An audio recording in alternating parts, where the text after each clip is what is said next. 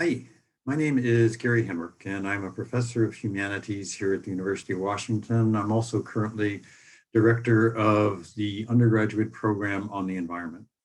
In connection with both those roles, I'm going to be teaching what is an absolutely new course for me in the spring, Environment 439. The official title of the course is Sustainable Society, so looking more at the large scale rather than the personal individual sustainability sorts of issues and decisions.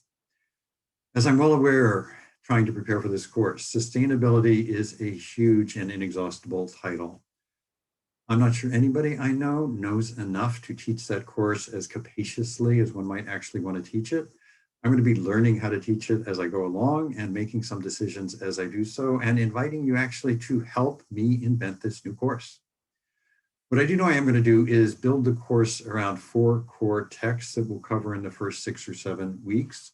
One of them is a really important work of environmental history by Ramachandra Guha called Environmentalism, a Global History, that traces the different waves of environmentalism that have taken place from about 1800 up until the end of the 20th century.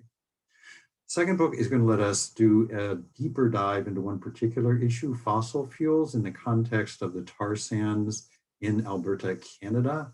Global Warming is a jointly written book by 2 people along with a graphic novelist who has a chapter in the middle of it and looks at that particular issue, fossil fuels and the tar sands, from a whole bunch of different perspectives, from the factory workers to the Native Americans who live in the area to artists and others considering the fossil fuel situation. Third book I'm going to rely on a lot is a book by a British philosopher, Kate Soper, called Post-Growth Living for an Alternative Hedonism. That's one that's going to take up in particular the emotional impact of environmentalism and help us think through the different ways that one might try to frame that issue more productively for our thoughts and actions, both in terms of approaching it.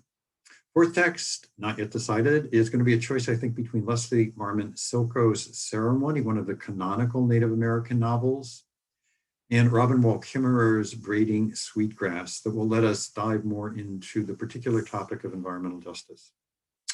Over the last 3 or 4 weeks, what I'm hoping is that you'll be broken up into groups and picking an area that you want to dive into even more deeply: climate change, extinction, environmental justice, activism, sustainability reports at international and national levels, the emotions of sustainability and of environmental issues generally.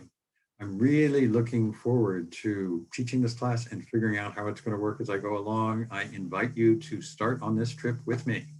Thank you.